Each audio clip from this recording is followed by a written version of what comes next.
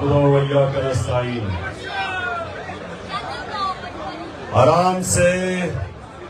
آرام سے آپ خاموشی سے آج آپ نے میری باتیں سنی.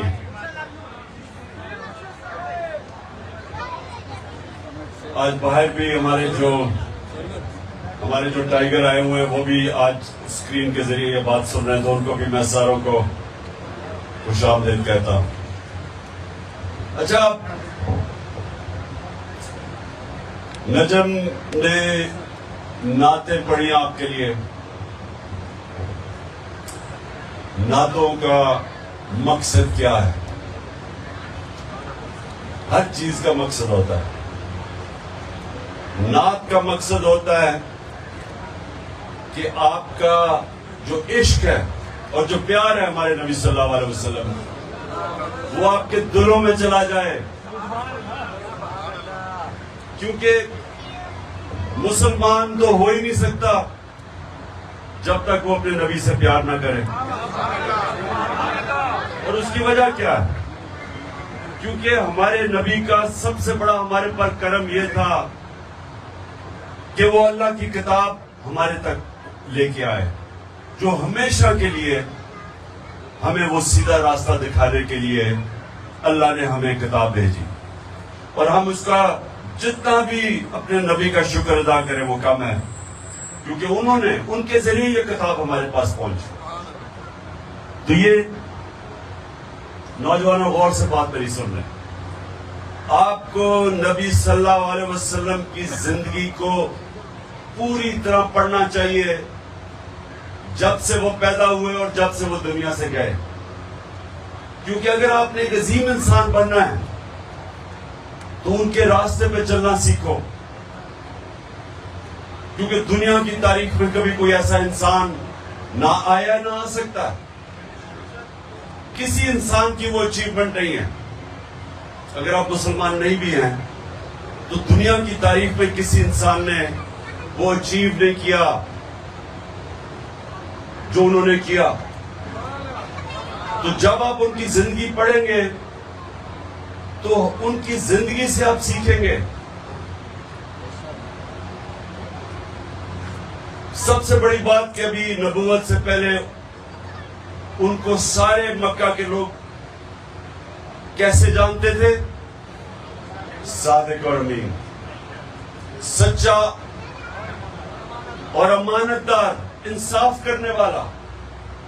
یہ دو صفتیں یاد رکھنا کہ اگر آپ نے دنیا میں عزت کمانی ہے تو یہ دو صفتیں ہونی چاہیے، سچائی اور انصاف کرنے والی.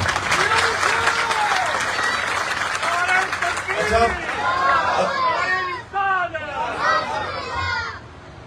اب دوسری چیز، شاباش بچوں کی بھی آج ان کی بھی میں نے ٹریننگ کروانی ہے.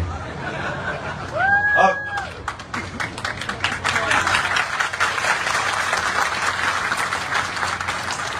آپ یہ آزما لیں،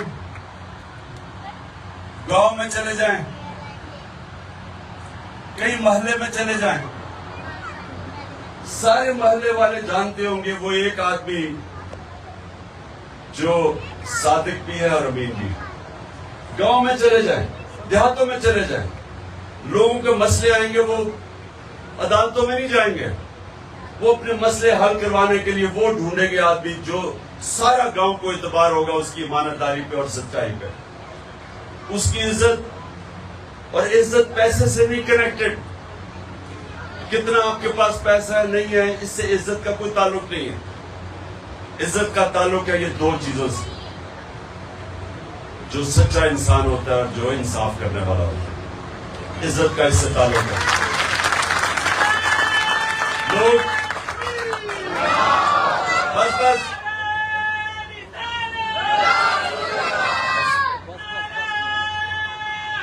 یا جی، اب سنو میری بات. دیکھیں میرے پاس اب رہ گئے ہیں 15 منٹ. کتنے منٹ؟ 15 منٹ ہے. تو 15 منٹ میں میں آپ کی تربیت کرنا چاہتا ہوں، کیونکہ میرے نوجوان دور دور سے آئے ہوئے ہیں. تو میں یہ چاہتا ہوں کہ آپ سب لیڈر بنیں.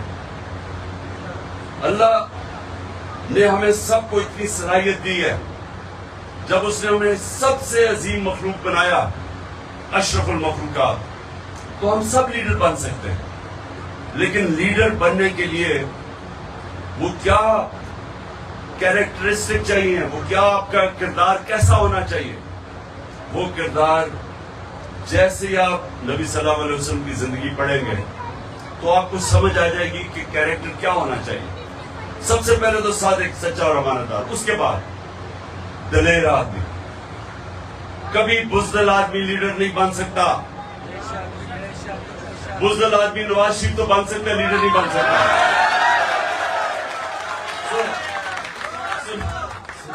سنے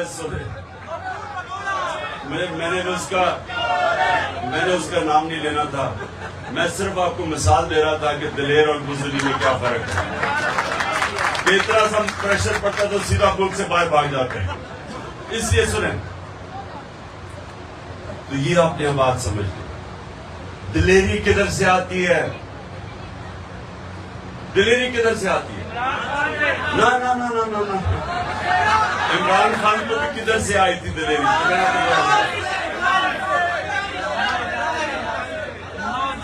لا الہ الا اللہ، کوئی نہیں ہے خدا سوائے اللہ کے۔ یہ یاد رکھنا کہ یہ انسان کی آزادی کا دعویٰ ہے، غیرت کا دعویٰ ہے، کہ جب آپ یہ دعویٰ کرتے ہیں کہ اللہ تیرے سوا میں کسی کو نہیں مانتا، یعنی میں کسی کے سامنے نہیں جھکتا، چاہے وہ پیسہ ہو۔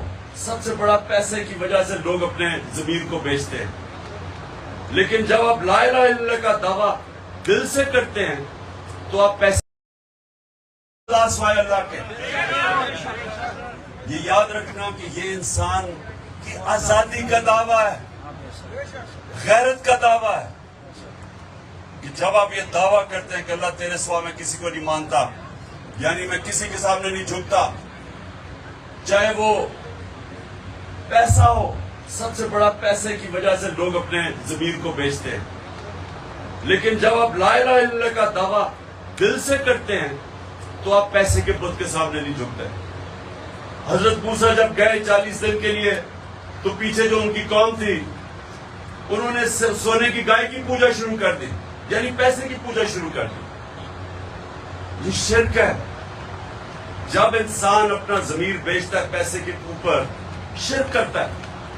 میری نظر میں وہ شرک ہے، کیونکہ آپ نے حق کے سامنے کسی اور چیز کو رکھ دیا۔ اللہ الحق ہے۔ جب بھی رائے حق کے سامنے آپ اپنے ضمیر کا سودا کرتے ہیں پیسے لے کے، رشوت لے کے، آپ یاد رکھیں کہ آپ شرک کرتے ہیں، اور انسان کی عزت چلی جاتی ہے، غیرت چلی جاتی ہے۔ جب آدمی رشوت لیتا ہے وہ بے غیرت بن جاتا ہے۔ جب آدمی جھوٹ بولتا ہے، اب جھوٹ آپ کا اگر پکڑا جائے کہ میری لندن تو چھوڑو پاکستان میں کوئی پراپرٹی نہیں ہے، تو غیرت مند لوگ نہیں کرتے جھوٹ، کیونکہ ان کو اپنی عزت کی فکر ہوتی ہے، غیرت کی فکر ہوتی ہے۔ تو لا الہ الا اللہ غیرت دیتا ہے، اور غیرت انسان کو باقی انسانوں سے اوپر لے جاتا ہے۔ میں ایک لوگوں کو مثال دیتا ہوں۔ میرا گھر بن رہا تھا، دوپہر کی گرمی تھی، جولائی کے دن تھے، 20 سال کی بات ہے۔ جولائی میں وہ گرمی بھی تھی، حبس بھی تھی، تو میں دیکھا سارے جو مزدور، میں دیکھ رہا تھا اپنا گھر، تو میں دیکھ رہا مزدور بیچارے تھک کے کوئی درخت کے نیچے بیٹھ جاتا تھا، تھک جاتے تھے۔ ایک آدمی نوجوان گرمی کے اندر وہ مسلسل کام کرتا گیا۔ جب کام ختم ہوا میں نے اسے کہا، میں تمہیں انعام دینا چاہتا ہوں۔ میں نے اسے پیسے پکڑائے۔ اب یہ دیکھیں، مزدوری کرنے والا نوجوان، اس سے مجھے پیسے واپس پکڑا دیے، ہاتھی چکر، پیسے واپس پکڑا دیے۔ کہتا کہ جی جس کے لیے میں مزدوری کر رہا تھا اس کی مجھے تنخواہ ملتی ہے، مجھے آپ کا پیسہ نہیں چاہیے۔ اب یہ مزدور ہے، اب سوچیں کہ میرے اندر اس کی عزت کتنی گئی، مزدور کی عزت میرے دل میں گئی۔ جو پیسہ آپ کو آپ کو عزت نہیں دیتا. آپ جب اپنی عزت کرواتے ہیں دنیا آپ کی عزت کرتی ہے. کبھی کسی انسان جو اپنی عزت نہیں کرتا دنیا اس کی عزت نہیں کرتی. اور بدقسمتی سے ہمارا ملک، ہم جب جا کے دوسروں سے پیسے مانگتے ہیں تو قوم کی عزت نہیں ہوتی. اس لیے انشاءاللہ موقع ملے گا، ہم نے ملک کو اپنے پیر پہ کھڑا کرنا ہے انشاءاللہ. اور جب آگے چلیں. اب یہ دیکھیں کہ جب نبوت ملتی ہے تو ان کو کتنے مشکل وقت سے گزرنا پڑتا ہے. جہاں تک میں نے تاریخ میں پڑھا 40 مسلمان ہوئے 10 سالوں میں.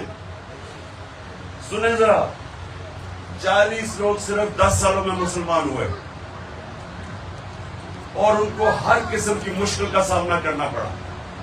اب سوال ہمیں یہ پوچھتے اپنے آپ سے کہ جس کو قرآن میں اللہ اپنا حبیب کہتا ہے، جس سے اللہ پیار کرتا ہے، اس کو اللہ نے مشکل وقت سے کیوں گزارا؟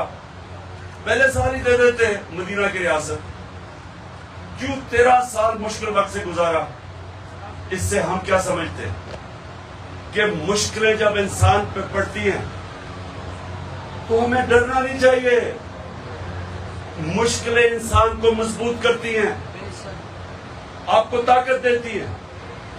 جب آپ اپنے بازو کے اوپر بھار رکھتے ہیں تو آپ کا بازو مضبوط ہو جاتا ہے، کمزور نہیں ہوتا. بازو کو استعمال نہ کرو وہ کمزور ہو جاتا ہے. اللہ نے انسان کو ایسا بنایا تو انہوں نے ہمیں ہمیشہ کے لیے بتایا کہ جب ہمارے نبی صلی اللہ علیہ وسلم اپنے حبیب کو مشکل وقت سے گزارا تو ہم سب کو بتا رہے ہیں کہ مشکلوں سے ہمیں ڈرنا نہیں چاہیے. کیونکہ جب جتنی مشکلیں پڑتی گئیں، میرے نبی اور ان کے حبیب، ان کے جو ساتھی تھے وہ تکڑے ہوتے گئے، نظریہ ان کا پختہ ہوتا گیا، کہ چھوڑ کے بھی چلے گئے.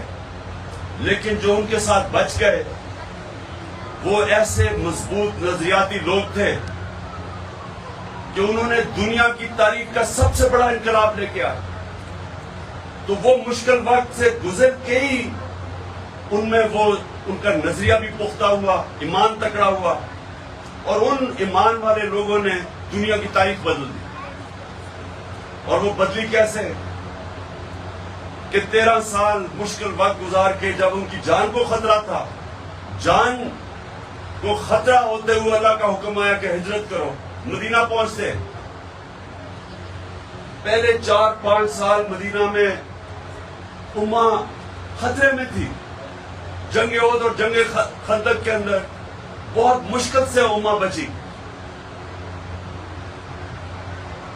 اور اس کے بعد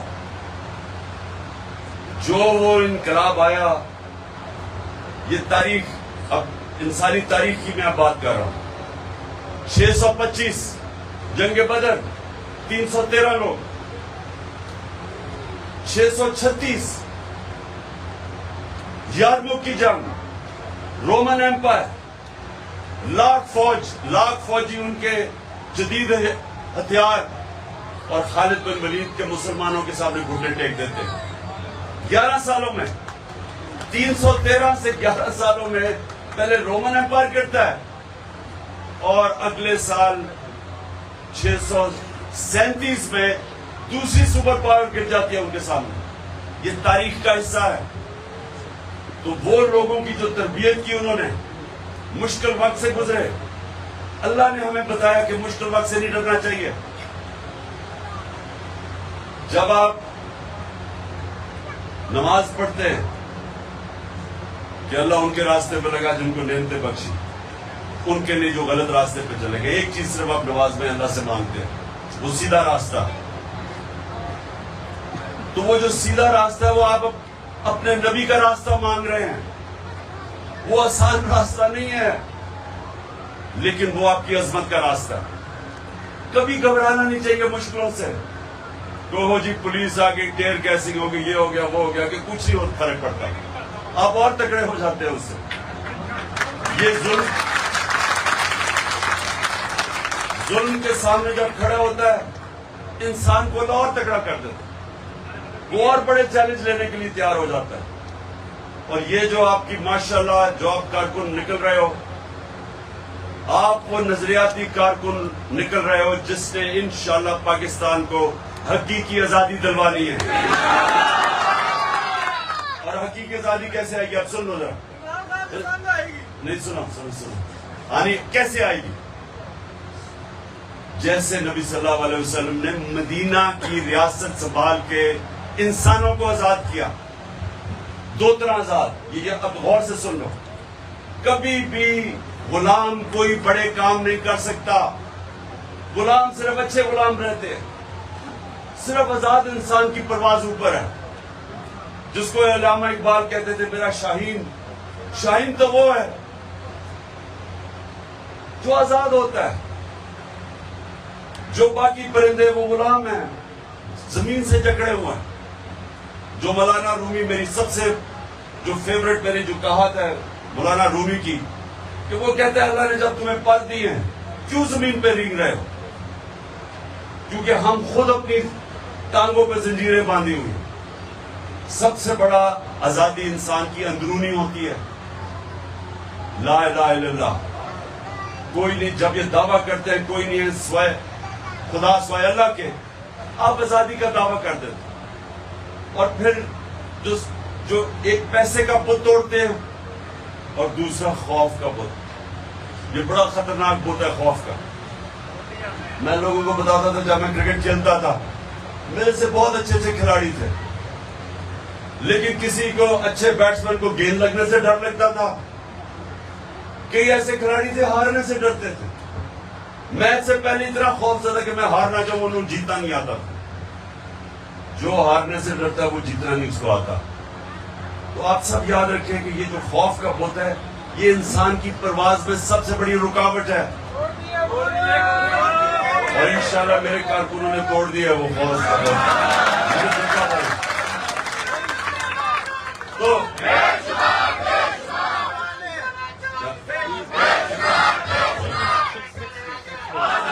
6 منٹ جی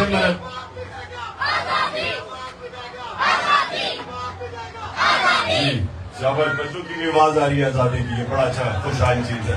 سنو سنو سنو سنو سنو سنو. اب تو ایک آزادی آتی ہے اندرونی جو لا الہ الا اللہ انسان کو آزاد کرتا ہے. اور آزاد انسان کی پرواز اوپر ہوتی ہے. اور یہ جو بت توڑتے ہیں آپ پیسے کا بت، سب سے یہ بھی پیسے کا بت بڑے بڑے لوگوں کو غلام بنا دیتا ہے. اور دوسرا خوف کا بت. 3 خوف ہے. یاد رکھنا 3 سب سے بڑے خوف ہیں جو اللہ نے ان خوف کو دور کرنے کے لیے وہ تینوں چیزیں اپنے ہاتھ میں رکھ لی ہیں. موت کا خوف، زندگی موت اللہ کے ہاتھ میں قرآن میں. دوسرا عزت ذلت کہ جی مجھے ذلیل کر دیں گے. کوئی انسان کسی کو ذلیل نہیں کر سکتا. انسان کے اعمال اس کو ذلیل کرتے ہیں. عزت اللہ کے ہاتھ میں. اور تیسرا رزق. یہ بھی بہت بڑا بت ہے. مجھے یہ ڈر لگے جی لوگ غلط کام کرتے ہیں، پولیس والے ہر قسم کے ایجنسیز کے لوگ پتہ ہے کہ غلط کام کر رہے ہیں، پتہ ہے انسانیت کے خلاف ہے، پتہ ہے شریعت کے خلاف ہے، لیکن اپنی نوکری بچانے کے لیے ظلم کرتے ہیں لوگوں پہ. اس کی کوئی معافی نہیں ہے. اگر آپ یہ سمجھتے ہیں کہ آپ دیکھ رہے ہیں کہ وہاں عورتیں بچے کھڑے ہیں ان کے اوپر ٹیئر گیسنگ کر رہے ہیں اور مار رہے ہیں، شیلز مار رہے ہیں عورتوں کو، اور سمجھتے ہیں کہ جی مجھے تو آرڈر ملا تھا، اس کا کوئی معافی نہیں ہے. اللہ نے حکم کیا آپ کو امر بالمعروف ونہی عن المنکر. واضح اچھائی کے ساتھ کھڑے ہو، برائی کے خلاف کھڑے ہو، حکم ہے اللہ کا. تو اس لیے یہ جو 3 ہیں، ذلت کے، نوکری نہ چلی جائے، موت نہ چلی جائے، اس کی وجہ سے لوگ غلام بن جاتے ہیں. تو اس سے بھی اللہ نے ہمیں آزاد کر دیا. اور پھر دوسری یہ اندرونی آزادی، اور دوسری آزادی ہوتی ہے انصاف سے. جب ایک معاشرے میں انصاف ہوتا ہے، جب معاشرے میں قانون کی حکمرانی ہوتی ہے، رول آف لا ہوتا ہے، انسانوں کے حقوق ہوتے ہیں، تو طاقتور سے انسان کو تحفظ ملتا ہے. تھانے کچہری کی پالیٹکس نہیں ہو سکتی, قبضہ گروپ نہیں ہو سکتے, NRO نہیں مل سکتا جدھر انصاف ہوتا ہے, اور وہی معاشرے اوپر جاتے ہیں. آج یہ ہمارے مغربی معاشرے کیوں اوپر گئے ہیں؟ پر رول آف لا ہے. پاکستان کا نمبر رول آف لا یعنی انصاف کے دنیا کے انڈیکس میں 140 ملکوں میں ہمارا نمبر ہے 129. اور جو ملک اوپر ہیں, ڈینمارک نمبر 1 ہے. پاکستان کی اوسط آمدنی $1,600 ہے. ڈینمارک کی اوسط آمدنی 68,600 ہے. امیر ترین ملک ہے کیونکہ انصاف ہے. انصاف آتی ہے تو خوشحالی آتی ہے. کیوں ہمارے لوگ جاتے ہیں ویزا لے کے باہر؟ کیونکہ وہاں انصاف ہے. ان کا قانون ان کو انسانوں کو تحفظ دیتا ہے. وہ ایک وقت مسلمانوں کا قانون تھا. یہودی شہری حضرت علی رضی اللہ تعالیٰ خلیفہ وقت, حضرت علی کیس کرتے ہیں عدالت میں کہ اس سے میری تلوار یا وہ ہتھیار چرائے ہیں. قاضی خلیفہ وقت حضرت علی رضی اللہ تعالیٰ کو مقام دیکھے, اور قاضی فیصلہ کرتا ہے یہودی کے لیے کہ جی بیٹے کی گواہی میں قبول نہیں کرتا. یہ تھا مسلمانوں کا انصاف جس نے انسانوں کو آزاد کیا تھا. انسانوں کو یاد رکھیں, ہمارے نبی رحمت للعالمین ہے, سب انسانوں کے لیے رحمت بن کے آئے تھے. ہمارا اللہ رب العالمین ہے, سب انسانوں کا رب ہے. اس لیے جو بھی ان کے اگر مغربی معاشرہ اگر اس پہ چلے گا, نبی کے حکم پہ اور عدل اور انصاف قائم کرے گا, وہاں خوشحالی آ جائے گی. ہم نہیں چلے گے, ہمیں صاف حکم ملے گا. اچھا جی, اب آخر میں دعا کرتے ہیں. ہاتھ اوپر کریں. ہم سب نہیں, آپ نے صرف آمین کہنا, میں پڑھوں گا دعا. ہم اپنے اللہ سے آج دعا کرتے ہیں کہ اللہ پاکستان کو مدینہ کے ریاست کے اصولوں کے اوپر ایک عظیم قوم بنا دے. اللہ ہمارے ملک کو حقیقی طور پہ آزاد کر. اللہ ہمارے ملک میں کوئی انسان بھوکا نہ سوئے. اور اللہ پاکستان کو وہ ملک بنا دے جو باہر سے لوگ پاکستان میں نوکریاں ڈھونڈنے آئیں. آمین. اور آخر میں اللہ اس ملک پہ جلدی سے جلدی الیکشن کروا, اور ان چوروں سے ہمیں نجات حاصل کروا.